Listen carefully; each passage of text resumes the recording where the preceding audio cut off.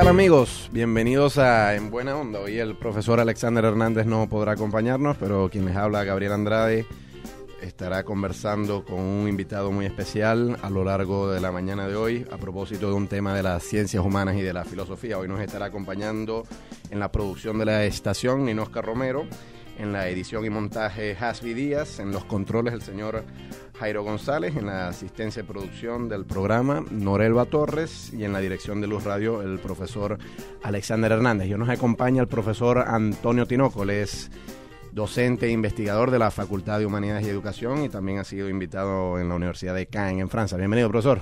Gracias, Gabriel, una vez más de estar aquí en Así es, usted nos ha visitado ya en varias ocasiones antes. En este programa y poder, nuevamente hablar y conversar sobre temas filosóficos que tanto hace falta y que nos sirve pues a todos para aumentar nuestra cultura, nuestra disposición al trabajo y nos da pues una perspectiva diferente. Yo pienso que la filosofía cada vez más está vigente y necesaria pues de cultivarla y de poder trabajar sobre ella. Efectivamente, hay una palabra que la gente usa con mucha frecuencia, pero que yo creo que no tiene muy claro qué significa, que es el positivismo. Yo cuando escucho, a veces aquí mismo en Luz Radio, la palabra positivismo, la gente la emplea y la suele confundir con optimismo.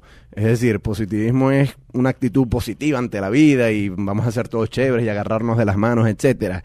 Pero no es así como lo entiende la filosofía propiamente. ¿Qué es el positivismo? Sí, fíjate que en eso tienes razón. La gente confunde mucho positivismo con positividad.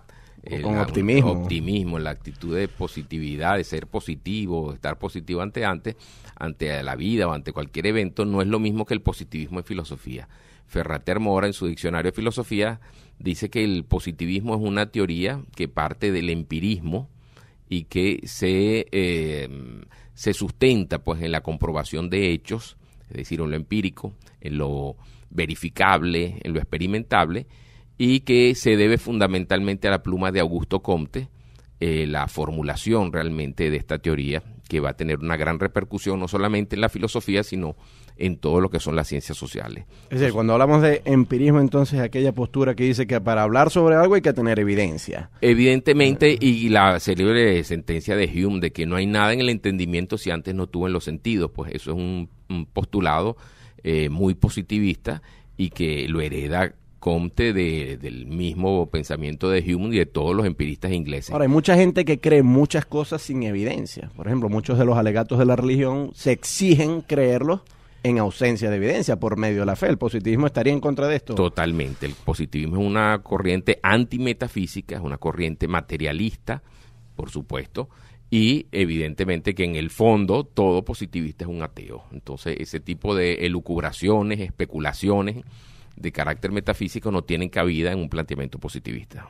Esta manera de entender el mundo pareciera ser el respaldo de la ciencia. Es decir, la ciencia opera en función de búsqueda de evidencia, procesos materiales, etcétera. Ningún científico va a decir, bueno, es que en la ley de la gravedad interviene un espíritu que es el que hace caer al cuerpo, ¿no? Sencillamente, para saber que la ley de la gravedad está ahí, hay que observarla muchas veces los cuerpos cayendo a la Tierra, etcétera. Entonces, ¿hasta qué punto el positivismo ha servido como fundamento filosófico de la actividad científica? Bueno, yo pienso que es lo contrario. Fue la ciencia la que hizo o sirvió de modelo para, no solamente para el positivismo, sino durante todo el siglo XIX hasta la primera parte del siglo XX, se va a presentar en la filosofía a partir de la crítica y la razón pura de Kant, del prólogo de la crítica.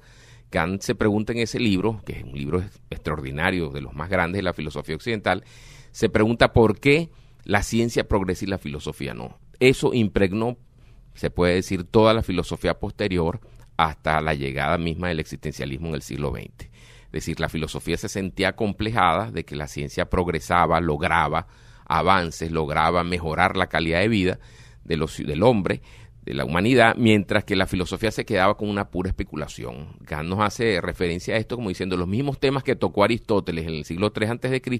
son los temas que le sigue dando vuelta a la filosofía en el siglo XVIII, siglo XIX. Entonces, esa situación de qué pasa con la ciencia y qué pasa con la filosofía va a impregnar, se podría decir, a todas las corrientes filosóficas del siglo XIX y de la primera parte del siglo XX, el primer tercio, porque ellos trataban de hacer de la filosofía una ciencia, como decía Husserl, una ciencia estricta. y vemos, por ejemplo, que el positivismo postula leyes históricas, el marxismo postula leyes históricas, y es decir, que a su juicio es la ciencia la que hace surgir, la que inspira el positivismo y no al revés. Y a todas las corrientes que tienden pues a convertir la filosofía en una ciencia estricta, como diría Husserl. Yo creo que ese es el gran elemento, ¿verdad? Uno de los grandes logros que deja Kant y que marca Kant, ¿verdad? La filosofía del siglo XIX. Cómo la ciencia progresó y qué le pasó a la filosofía que se quedó rezagada. Ahora, regresemos un momento a este personaje que usted mencionó al inicio como el fundador del positivismo, que es Augusto Comte. ¿Cuáles eran algunas de sus ideas básicas? Comte es un hombre, una de las personalidades, si ustedes quieren, más complejas de la filosofía de todos los tiempos. Su vida no puede desvincularse de su obra, porque es un hombre que estuvo muy marcado por sus aspectos emocionales, su vida sentimental. Él estudia en el Politécnico de Montpellier, se forma, era un matemático fundamentalmente, conocía la física y la matemática de su época, como casi todos los filósofos de aquel entonces, y desde muy joven se va a trabajar con Saint-Simon, el gran conde de Saint-Simon, que va a ser un filósofo, uno de los grandes utopistas de las utopías socialistas del siglo XIX, y va a servir de secretario de Saint-Simon. Ahí es que realmente Comte va a tomar contacto con el pensamiento filosófico de Saint-Simon y de los sansimonianos.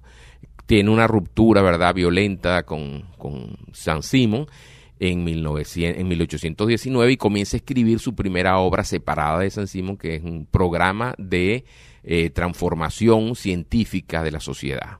Es un opúsculo de juventud que realmente fue la piedra de tranca o el elemento que lo separó pues de su maestro de Saint-Simon. Ahí comienza una vida de docente, de investigador, y para poder mantenerse comienza a dar unas clases y un curso que se ha recopilado con el nombre de Curso de Filosofía Positiva, que son aproximadamente 8 tomos, y que recoge pues prácticamente en forma enciclopédica todo el saber científico desde los inicios pues de la ciencia hasta el momento en que está Comte escribiendo ese curso. Fue realmente un éxito, tuvo estudiantes brillantes que lo acompañaron, y es allí que comienza a hacerse de la filosofía pues una especie de doctrina, donde Comte va a surgir como un maestro, como un iniciado, y se hace una especie de secta positivista que se va expandiendo por toda Europa y va a tener repercusiones en Inglaterra, en Alemania, en otras partes. Y vemos como personaje como John Stuart Mill fue discípulo y se sintió pues vinculado al pensamiento de Comte y ayudó económicamente a Comte porque siempre tuvo él una vida dura y una vida económicamente estrecha. Bueno, un hecho conocido de Comte es que terminó enloquecido y mucha gente ha asumido esto como advertencia de que quizás asumir una visión enteramente positivista del mundo puede afectar nuestra salud mental. Vamos a dejar eso para el regreso. Estamos conversando con el profesor Antonio Tinoco a propósito del positivismo. Vamos a escuchar para nuestra primera pausa musical el tema de Mil Colores.